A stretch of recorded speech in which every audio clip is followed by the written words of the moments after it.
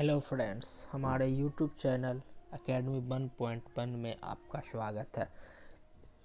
इस वीडियो में हम लोग यूपीपीसीएस के बारे में देखेंगे कि यूपीपीसीएस 2021 का नोटिफिकेशन आ गया है। टोटल 416 पोस्ट के लिए नोटिफिकेशन आया है। तो इस वीडियो में हम लोग देखेंगे कि पीटी स्पेशली पीटी को क्रैक करने के लिए हमें कौन कौन सी बुक की आवश्यकता होगी। हम ऑल सब्जेक्ट की बुक के बारे में डिस्कस करेंगे।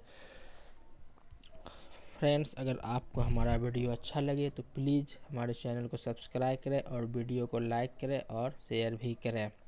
तो सबसे पहले हम लोग देखेंगे कि हमें बुक पढ़ने कौन कौन सी बुक पढ़ने की आवश्यकता है। तो दोस्तों, सबसे पहले आपको एनसीईआरटी की क्लास 6 से क्लास 12 तक की जो बुक है, स्पेशली हिस्ट्री की जो बुक है, वो आपको पढ़नी ही पड़ेगी। क्लास 6 से क्लास 12 तक की हिस्ट्री की बुक आपको हर हाल में पढ़नी पड़ेगी। उसके बाद आपको प्राचीन भारत के लिए राम शरण शर्मा की जो बुक है, बेस्ट बुक है प्राचीन भारत के लिए। क्लास 6 to 12 एनसीईआरटी के बाद आपको प्राचीन भारत राम शरण शर्मा की पढ़नी पड़ेगी। दोस्तों, आप हिस्ट्री को इस तरह से भी पढ़ सकते हैं। क्लास 6 जो है हिस्ट्री, वो प्राचीन भारत है।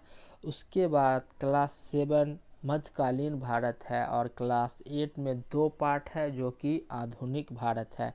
क्लास 9 और 10 विश्व इतिहास है दोस्तों। 9 और 10 और 11 ये तीनों जो है विश्व इतिहास है। तो आप पीटी के लिए ये तीनों क्लास 9, 10 और 11 छोड़ सकते हैं। फिर क्लास 12 में एनसीईआरटी के 3 पार्ट हैं, जिसमें कि प्राचीन, मध्यकालीन तथा आधुनिक भारत है। तो आप सबसे पहले प्राचीन भारत क्लास 6 और क्लास 12 का पार्ट 1 पढ़ें और उसके बाद प्राचीन भारत राम शरण शर्मा पढ़ें। उसके बाद दोस्तों क्लास 7 का मध्यकालीन भारत तथा क्लास 12 के पार्ट 2 को पढ़ें और उसके बाद सतीश चंद्रा का जो ये बुक है, इस बुक को आप पढ़ें तो आपकी तैयारी बहुत ही बेहतरीन हो जाएगी। उसके बाद हम आधुनिक भारत की जब बात करते हैं तो आधुनिक भारत के लिए आप क्लास 8 में 2 बुक है एनसीईआरटी की, दोनों बुक को पढ़ें और उसके बाद क्लास 12 का पार्ट 3 बुक को पढ़ने के बाद स्पेक्ट्रम का आधुनिक भारत का इतिहास पढ़ें, जो कि राजीव अहीर सर द्वारा लिखा गया है। बेस्ट बुक है आधुनिक भारत के लिए, ये बुक पढ़ें। इसके अलावा आपको हिस्ट्री के लिए कोई भी बुक नहीं पढ़नी। अब हम कला एवं संस्कृति की बात करते हैं तो भारतीय कला एवं संस्कृति के लिए नितिन सिंघानिया की जो बुक है, बेस्ट बुक है। आप ये बुक ज़रूर पढ़ें। इसके अलावा आपको और कोई भी बुक पढ़ने की आवश्यकता नहीं है। आगे चलते हैं दोस्तों, हम भारत की राज व्यवस्था की बात करते हैं, पॉलिटी की बात करते हैं। तो पॉलिटी के लिए आपको एनसीईआरटी की बुक पढ़नी चाहिए। Class 6, 7, 8, 9, 10, 11 and 12।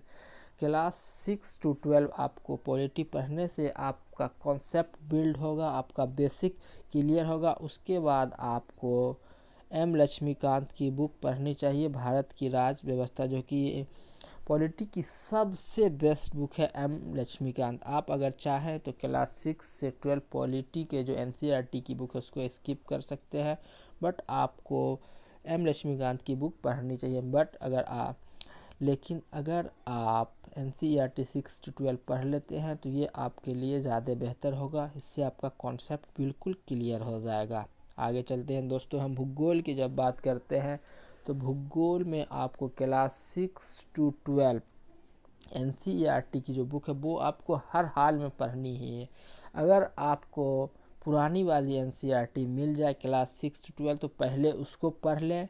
फिर आप महेश कुमार वर्णवाल की जो भूगोल है, भूगोल एक समग्र अध्ययन, इस बुक को आप ज़रूर पढ़ें।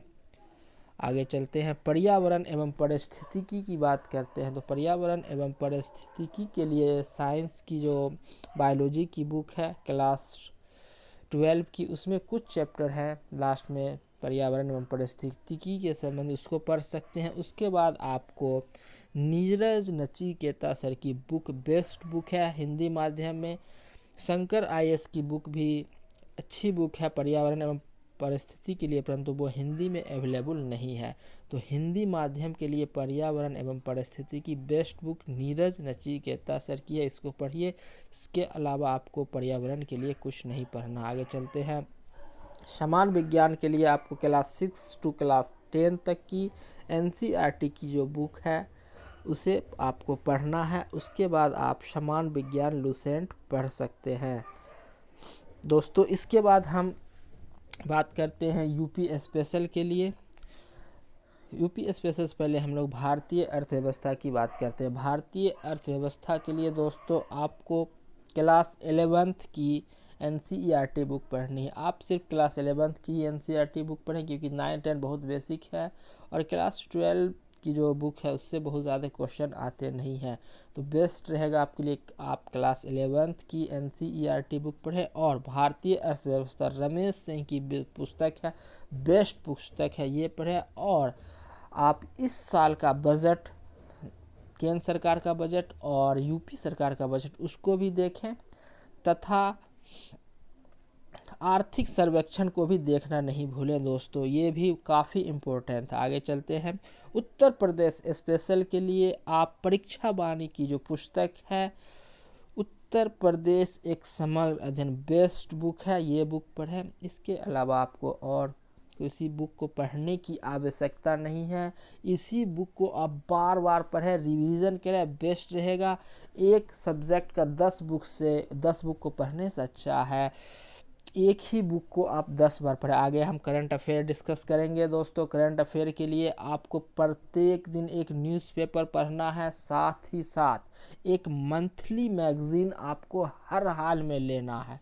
मंथली मैगज़ीन लेना ही है। आप इसके लिए दृष्टि पब्लिकेशन का मंथली मैगज़ीन ले सकते हैं या फिर प्रतियोगिता दर्पण भी ले सकते हैं, बट आपको एक मंथली बात करते हैं। घटना चक्र का पूर्वालोकन आता है, ये सभी सब्जेक्ट का आता है, सभी विषयों का आता है, जैसे भारतीय राज्य व्यवस्था एवं शासन, इसी तरह से भूगोल, पर्यावरण, सामान्य विज्ञान, इकोनॉमी, अर्थशास्त्र, इतिहास, सभी विषय का आता है। जब हम सभी सब्जेक्ट सभी बुक को अच्छे से पढ़ लेंगे, तैयारी कर लेंगे।